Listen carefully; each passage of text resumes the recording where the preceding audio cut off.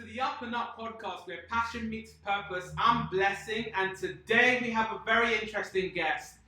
This guy is an amazing songwriter, amazing performer. He's been on BBC Introducing. He's done quite a few things. He's done a few gigs around Nottingham and outside, if I'm correct, right? Yeah. So this is a guy named Alfie, but his stage name is Stack Duncan, man. Welcome to the show, bro. Thanks for having me, man. Appreciate it. Likewise. So of course, we have to do an icebreaker. So you said this off camera, but tell us, who is your favorite superhero and why?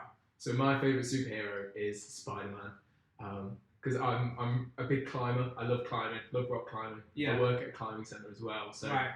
obviously the superhero that can climb is my biggest, my favorite superhero. Okay, cool. But favorite villain? Favorite villain? Ooh, tough question. I mean, obviously Thanos is amazing villain, great villain from the MCU. I love that whole MCU. Phase 3. So hyped about that. Yeah. I liked Thanos in the movies, but I hate him on the comics. See, I've never read the comics. I've read the comics before when I was little, and he's a jerk in the comics. He bullies this boy every year for his birthday. Does the craziest things. Oh my gosh! I think one time he I think he killed his whole family one year, and then the next year he did something. Yeah. He was basically Thanos in the comics was a prick, but at least Thanos in the movies, he was quite there was some integrity to him. Yeah, he was quite an empathetic character. Yeah, you kind of felt for him a little bit. Yeah, there's depth. Yeah. He sort of veers off into what do you call it? Like an anti-hero. Yeah. But anyway, of course, we got to start with the first question. Tell us a bit about yourself and how did you get into music? How did it start out for you? So I'm from Nottingham originally. Yeah. I've sort of been around music my whole life. So my dad was a musician. Oh wow. And I started playing guitar when I was about 5, I think. And I always really wanted to just to learn new stuff on the guitar. So I think one of the first songs I learned to play was Thunderstruck by AC/DC. Yeah. That was really fun. Sort of doing it more full time came after uni. So I went to uni, didn't really enjoy myself, but I sort of formed a little acoustic band when I was there, and that was the one thing I was like, right, this is really good. I really enjoy doing this. Oh, nice. So when everything sort of fell apart with the degree, I was like, right, I'm going to try and just focus on this thing that I enjoy, focus on doing music. And then, sort of decided then that that's what I wanted to do. And then COVID hit, lockdown happened, and spent a lot of time sort of writing, producing, sort of learning all of that sort of skill set. And then, that's kind of been it really. And then since then, I've just been trying to get out, do some more gigs, do some more playing, finish writing some songs. Yeah. Tell us about, what did you study at uni? So I did biochemistry, so completely unrelated. Yeah. But I always wanted to be a scientist when I was a kid. That was I just wanted to help people make medicine and all that kind of stuff. Oh, but I couldn't work in a lab. I just didn't, because I'm dyslexic. I really struggled in a lab environment, and I did a project in my last year, and I was terrible in the lab. Right. I was like, oh, this career is not for me. See, Peter Parker. This is Peter Parker right here. Oh, my goodness. So, what are your key musical influences? As a guitarist or vocalist? Yeah. So, guitar-wise, I really like sort of Nick Drake and John Martin. Yeah. I think that comes from my mum, because she used to listen to a lot of that when I was a kid. Oh, wow. So I love that. And then obviously Ben Howard, who was influenced by those people. I really love playing his sort of stuff. So for me, what that's been is just messing around with different tunings recently and trying out different finger picking styles and stuff. It's something I really want to try and lean more heavily into in the stuff that I'm writing at the moment. Yeah. Which is going to be not the next release, but the release after. Trust me, I know what you mean. Yeah. Okay, so what as an independent musician, of course, you've had your ups and downs and the things that really tick you off, and what are the challenges for you as a musician, as being independent, and how did you navigate those situations? Yeah, I mean it's tough. It's when it's just you. It's like you've got to do everything. You got to produce. You got to sing. You got to record. It's like it's so much.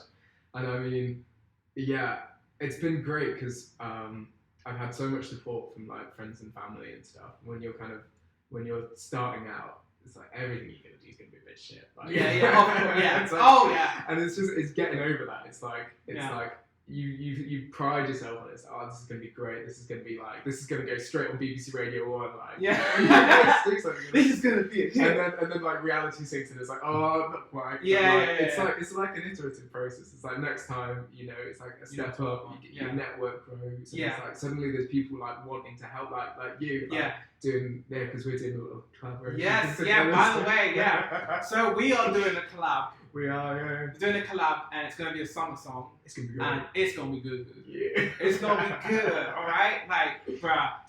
Oh yeah, we'll have to talk about that. Yeah. At some point in this podcast, but yeah. Speaking of writing songs, right? How did you what's your sort of process when it comes to writing songs? Do you have a specific process, or is it different? No, it changes. Yeah. So sometimes I'm really into sound design and stuff. Yeah. So I my inner geek is really satisfied with messing around with synths. And stuff. So I used to spend a lot of time going in on soundscapes and stuff, trying to make some fun synth patches. Yeah. And then just really trying to build a sound world around that. But then more recently, it's just been strumming on the guitar. Yeah. Just kind of going back to the basics, trying to build up from that and stuff, and then adding that on top, which is That's crazy. I feel like I'm interviewing myself because now I have that same sort of. Have you ever stayed up at night, And tight, you go to bed at 5 in the morning because you're still messing with things and trying to figure out what kind of fits. Yeah.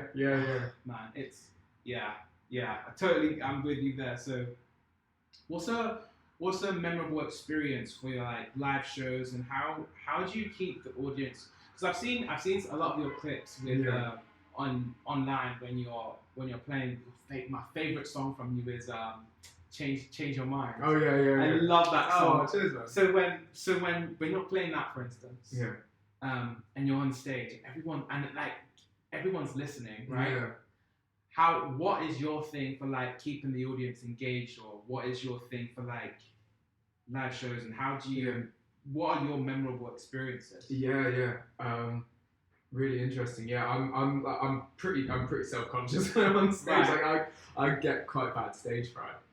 So for me, a lot of it's trying to just really sort of lose myself in the song. Right. So I tend to close my eyes a lot, which I know people say it's not great because you're meant to connect with the audience and make eye contact. But I find it really hard. So I have to kind of go quite internal with it and try and find where I'm at with the song. Yeah. And then the hope is that through that people will be able to connect with the music just by because I find for me anyway it's always a more satisfying performance if I can really get into the music, and that's what it is for me. It's if I can get into that place where I can connect with the music and with the performance, it becomes its own thing almost. So you sort of get out of your own way. Yeah, completely. Yeah.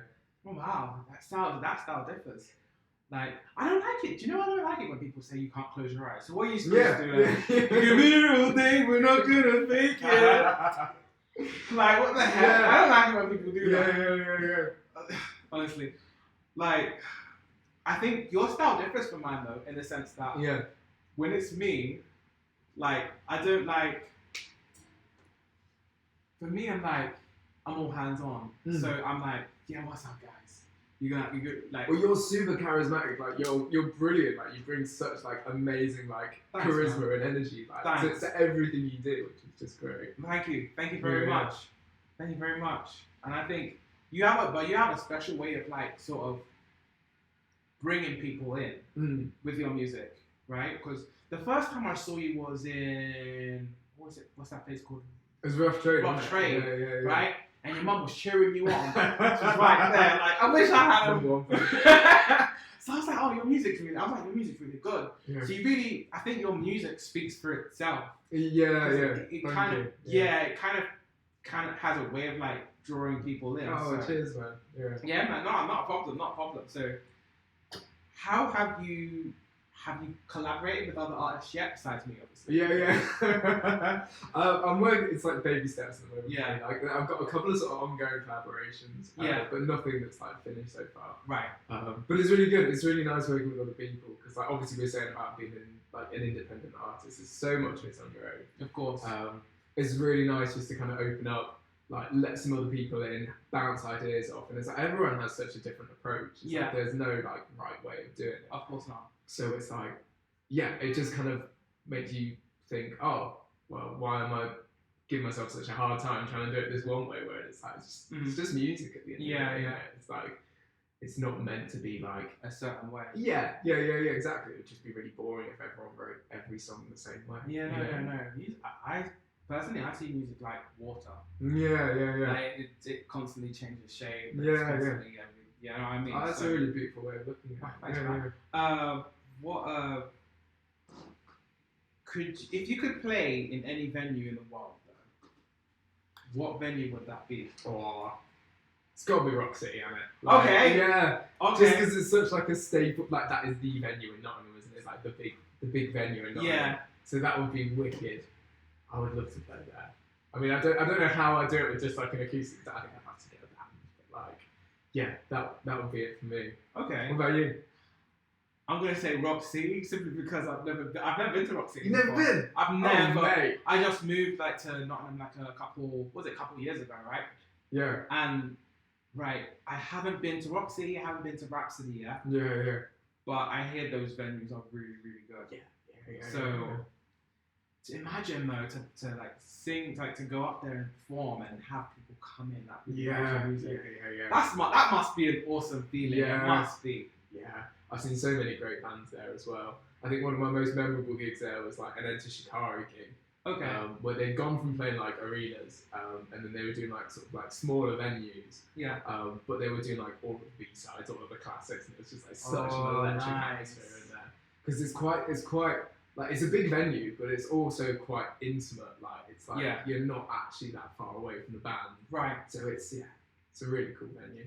So speaking of that, then, like looking ahead, as an artist, what are your like goals, aspirations? Like, where would you want your music? What direction would you want your music career to?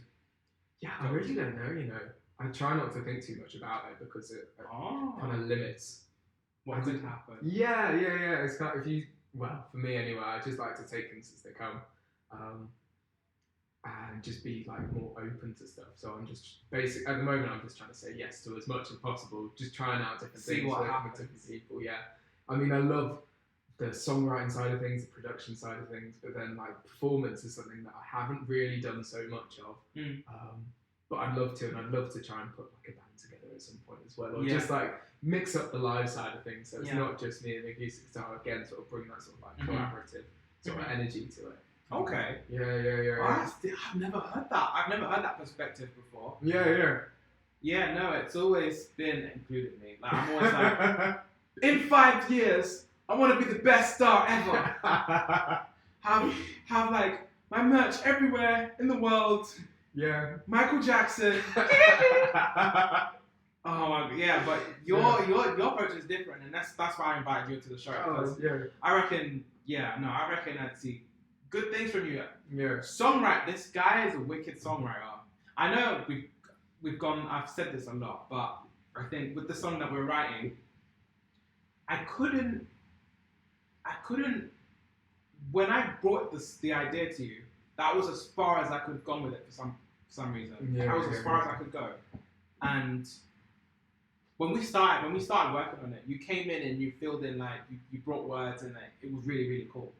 So to hear that, and then, you know, I want to sing some of it, but I can't. I have to hold back, but like, I can't wait for that. I can't wait for that. Me too, man. It'd be sick. It's gonna be sick. But honestly, there's so much we could say, but Stack, thank you so much for coming on. Thanks for having me, man. I really appreciate it. Not a problem. It has been up and up, and this has been Stack Duncan, of course. We're going to put his details and everything, like his page and everything below. So if you want to check him out on Instagram. Is there any place, YouTube? All the sort of streaming services, Spotify, Apple Music. Yeah. On all of them. So yeah, Check it out. All right, guys, check him out. Stack Duncan, thank you so much for coming once again. It's been the Up and Up podcast. Thank you so much for listening, guys. We are out.